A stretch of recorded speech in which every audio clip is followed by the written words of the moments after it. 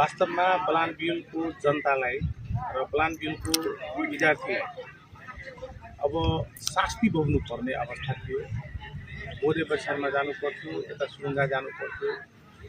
त्यही कुरालाई मध्यनजर गर्दै मैले जिल्ला प्रशासन कार्यालयमा बैठकमा सिडिओ साहबलाई आग्रह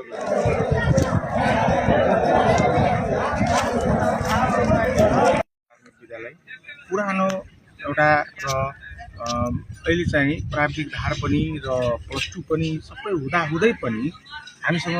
केन्द्र छैन, परीक्षा केन्द्र छैन भनेर मैले प्रस्ताव लगाएपछि सिडिओ साहबले र हाम्रो जिल्लाको शिक्षा समितिले यसलाई अनुमोदन गरेर यसपालिदेखि परीक्षा केन्द्र चाहिँ यही बनाएको छ र यहाँको यो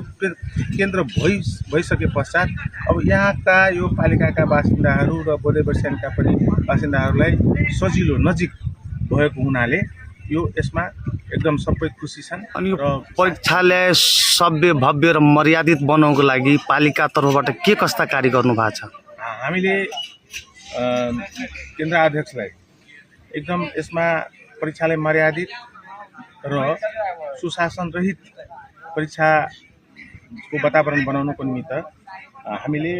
आवश्यक पर्ने कुराहरूमा सबैमा सहयोग गर्न स्थानीय सरकार सहयोग गर्न सबै प्रतिबद्ध छ र यहाँबाट भित्र चाहिँ विद्यार्थीहरूलाई डिस्टर्ब नहोस् भनेर मोबाइललाई इन्ट्रीलाई बन्द गरिएको छ र हरेक कुरालाई गेटमा चेकिङ गरेर मर्यादित ढङ्गले परीक्षा सञ्चालन भइरहेको अवस्था छ।